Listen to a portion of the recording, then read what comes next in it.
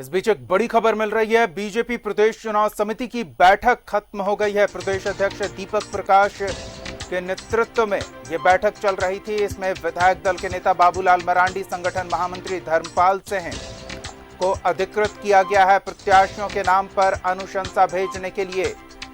बड़ी खबर इस वक्त की आपको बता रहे हैं। प्रत्याशियों के नाम पर अनुशंसा केंद्रीय कमेटी को भेजने के लिए बीजेपी प्रदेश चुनाव समिति की बैठक में बाबूलाल मरांडी और धर्मपाल सिंह को अधिकृत किया गया है।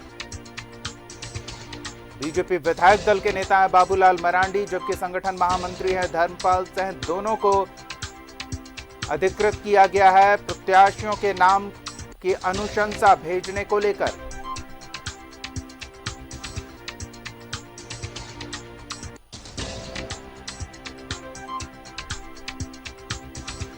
प्रत्याशियों के नाम की अनुशंसा भेजने को लेकर अधिकृत किए गए हैं बाबूलाल मरांडी और धर्मपाल सिंह। बीजेपी प्रदेश चुनाव समिति की बैठक में फिलहाल ये फैसला लिया गया है, जो जानकारी सामने आ रही है।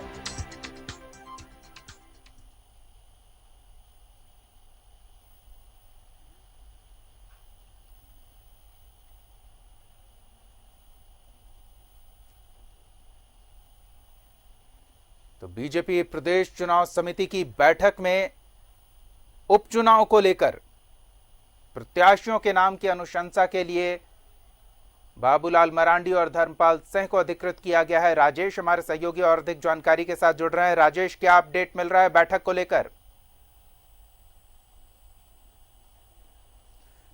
देखिए, बैठक संपन्न हो गई है और जो पार्टी की प्रक्रिया है चुनाव के संबंध में उसको फॉलो किया गया है। और कहीं भी एक सीट के लिए चुनाव हो या फिर पूरे सभी विधानसभा सीटों के लिए यही प्रदेश चुनाव समिति की बैठक होती है। उसमें जो जिले से आते हैं नाम, उन पर चर्चा के उपरांत ये जो 7 सदस्यीय टीम है चुनाव समिति, अभी वैसे नई कमेटी नहीं बनी है, पुरानी कमेटी के साथ ही आज बैठक हुई। तो इसमें रघुवर दास थे, अर्जुन मुंडा थे, पूर्व अध्यक्ष रविंद्र राय, लक्ष्मण गिलुआ, आरती सिंह, पूर्व केंद्रीय मंत्री सुदर्शन भगत, ये तमाम लोग ने अधिकृत कर दिया है 3 लोगों को। प्रदेश अध्यक्ष दीपक प्रकाश हैं, विधायक दल के नेता बाबूलाल मरांडी हैं जो अभी क्वारंटीन में हैं, वो कोरोना पॉजिटिव निकल गए थे। इसके अलावा वो बैठक में शामिल नहीं हुए थे वैसे। इसके अलावा धर्मपाल सिंह हैं जो संगठन महामंत्री। ये तीनों मिलकर नाम तय करेंगे और इसकी एक अनुशंसा विधिवत भेजी जाएगी सेंट्रल पार्लियामेंट्री बोर्ड, जो केंद्रीय पार्लियामेंट्री बोर्ड है, उसमें भेजी जाएगी। यही प्रक्रिया है। और भले नाम यहाँ तय हो जाए ये अलग बात है, लेकिन स्वीकृति वहाँ से होनी ही है और वहाँ होने के बाद ही नाम की घोषणा की जाती है कि कौन प्रत्याशी होगा। वैसे 3-4 नाम हर जगह के लिए रहते हैं। मोटे तौर पर औसतन 3 लोगों के नाम एक विधानसभा सीट से होते हैं। अब आप दुमका की बात करें तो वहाँ पर लुइस मरांडी सबसे प्रबल दावेदार हैं, चूँकि वो 2014 में चुनाव जीती थी, राज्य सरकार में मंत्री भी बनी थी। 2019 में भी वो चुनाव लड़ी थी, वो हार गई थी। मुख्यमंत्री जो अभी हैं हेमंत सोरेन, उनके हाथों उनका पराजय हुआ था।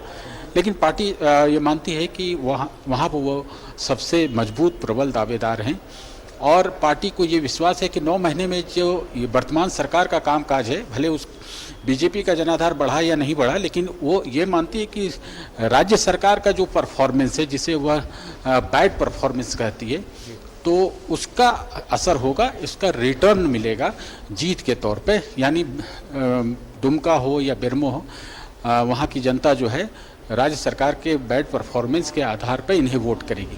भले इनके प्रत्याशी के कामकाज के आंकलन ना हो।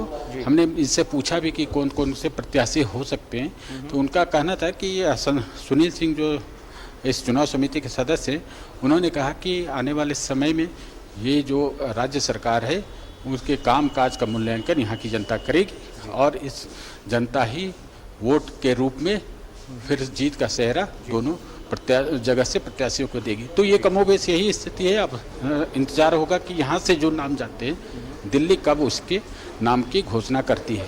दीपक, धन्यवाद राजेश इन तमाम अपडेट्स के लिए। तो बीजेपी चुनाव समिति की बैठक संपन्न हो गई है और केंद्रीय टीम को नाम भेजने को लेकर अधिकृत किए गए हैं बाबूलाल मरांडी और धर्मपाल सिंह।